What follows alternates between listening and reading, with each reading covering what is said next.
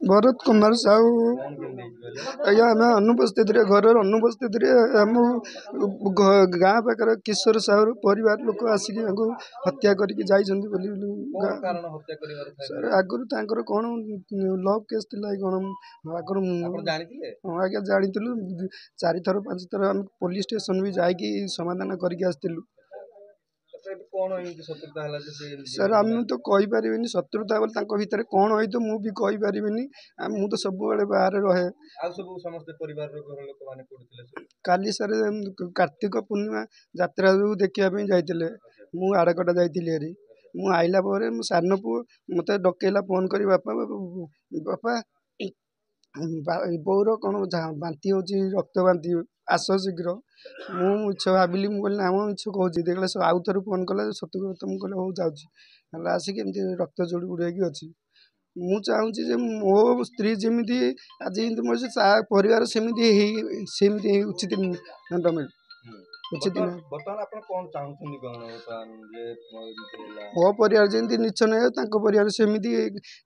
नीच नहीं जाऊ मुझे चाहूनी सरकार पाखे प्रेम संपर्क ना आउ किछि आगुरु थिला आपन शत्रुता किछि थिला कि सही प्रेम संपर्क शत्रुता ही होइछि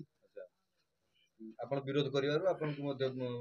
आपन विरोध विभिन्न कथा मते गाली गुलज तांग स्त्री टिकिना सावी कहिछि बारंबार पतन कोन चाहू जदी आपन एबे उचित न्याय चाहूछि मो स्त्री जेमिति मो गरु जड़ी गला मोठू जिंदी निच्छ नहला मो पिला मानन को धरि मोर निच्छ न ता परिवार सेमति हे जाऊ सरकार मकर निवेदन करछि एति ब्रजेश्वर दास कौन है कहले घटना केमती सर सी हम मोर झियारी 3 दिन तले मोर फोन करता सब दुख सब भल मत पचाला कहले माँ तो मन कहीं खराब अच्छे ना प्लीज ना मत जन धमक दौर जीवन शेष करदे बोली कहीं ना वन साइड प्रेम कर कहूँ मुझे राजी नबार मत धमक दौर शेष करदे बोली पूर्व से प्रेम संपर्क स्वामी जहाँ अभियोग कर थाना को जाइए थाना कंप्रोमाइज होती सब प्रकार विभिन्न प्रकार आज्ञा वन साइड प्रेम सब हो सब जानी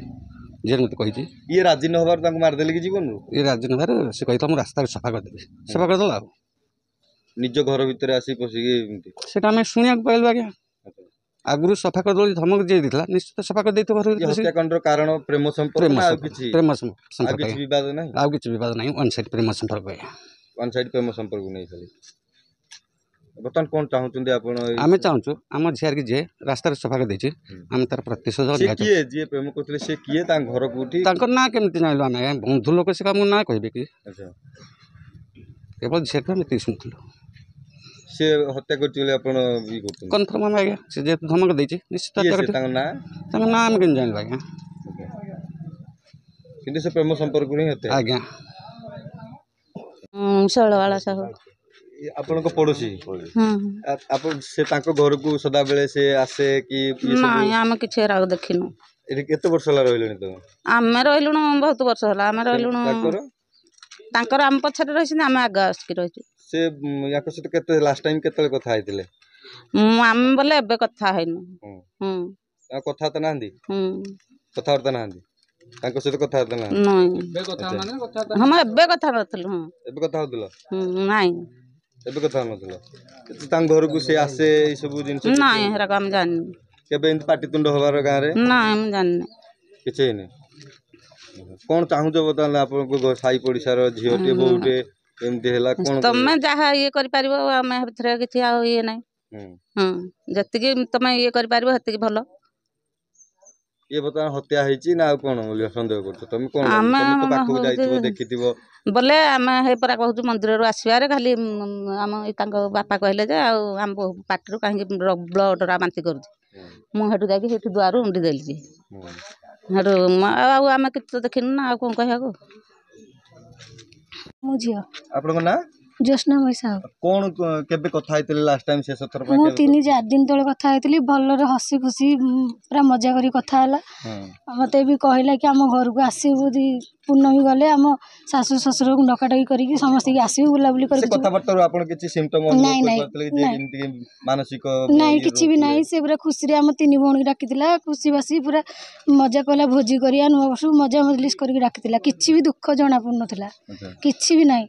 ତାପରେ କଥାବାର୍ତ୍ତା ହେଲା ଭଲରେ ଭଲ ମୋ ଗୋଡ଼ ଏମିତି ହେଇଥିଲା ଗୋଡ଼ ହାତ ଦେଖିଲା ସବୁ କଲା ଭଲ ମୋତେ ବି ବୁଝିଲା ମୋ ଗୋଡ଼ ପାଇଁ